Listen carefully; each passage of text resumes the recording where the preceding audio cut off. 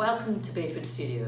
I'm going to talk a little bit today about boredom. Now, boredom, we're always slightly embarrassed to admit that we are bored as adults. We're always saying to children, oh, how can you be bored? There's so much to do. But actually, boredom is to be welcomed because it's a sign of intelligence. It means the mind is actually looking to do something else. Now, particularly you find this when you're a painter, because you take a long time to acquire skills. Once you've got those skills, they're yours. However, we're always wanting to progress.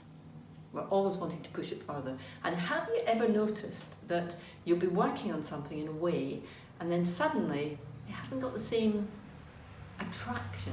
You're actually getting a bit bored with what you're doing. Now, always listen to that, because that's the time to stop what you're doing and try thinking in a different direction. Now, we can look at painters like Matisse. Matisse was the master of change. If you consider where he started as a young man doing the very traditional style of painting, and look where he ended up as an old man in his wheelchair with these massive, big, colourful cutouts. They're phenomenal change in his lifetime. Now, we're used to seeing big, colourful cutouts and imagery like that nowadays, but in the context of the time, Matisse was the one who did that. And this was something that Picasso understood. There was always this competition going on. Picasso could not get one on Matisse, and he knew that. So we want to be pushing the boundaries. Now, David Hockney, another artist who pushes his boundaries, he's gone from one style to the next and never been afraid to do so. He used photography, he's used computers. So he is another one who pushes boundaries, but what he says is that we have enough here right now to paint and draw for the rest of our lives. It's purely a matter of perception. Perception. Now, in this coronavirus times that we live, usually I would say to people, or to do it myself, I'd go out somewhere. I'd maybe go shopping, maybe go to a gallery. I love hardware shops. All the rows of plastic and screws and nuts and bolts, pots of paint.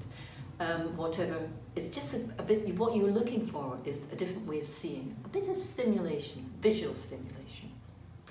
So we're not going out so much. However, what I would recommend you use is get yourself a viewfinder. Make a viewfinder. It's really easy to do. You just get a piece of paper, fold it in half and cut a rectangle. Now, you can have it either as landscape format or portrait format, depending on what you want. You can also make it a square. Now, this works, and I know many of you are probably used to using it, but I'm using it a lot at the moment, because what it does is it works like the lens in a camera. Okay, so you close one eye and you look at your landscape, and then you bring it slowly back to the other eye. And what this does, it acts like a contraction and expansion of a lens. And it becomes really fascinating doing this. Now, if you're doing a seascape or a landscape, and it's vast, isn't it? Where do you begin? Who knows? But get yourself a viewfinder and just move it around, and you'll find infinite amount of possibilities. And the same works for a still life. So that might be something you'd like to try. Just do it. Everything around you change. The other thing I like to use is a mirror. Because the mirror, you're seeing in reverse. So we're wanting you to get to think here of different ways of seeing things which are around you, which you see all the time, but we want to perceive them in a different way. So what I've done in the mirror is I've masked the area off here into my viewfinder area, and I walk about like this. So I'm looking through the mirror.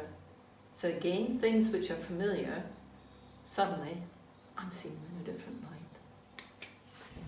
So here we are with the viewfinder here, and I'm just going to focus in on the rose there and bring it right up to my eye, expand, and then I'm taking it back out again. I'm putting it at the bottom left-hand corner. And so that's what, use a viewfinder. Even if you're not going to do any drawing or painting, it's getting you looking, and you'll perceive things differently, you'll enjoy your environment more, and who knows what will come out of it. So don't be afraid to be bored. Boredom's good. It's a sign of intelligence. See you soon.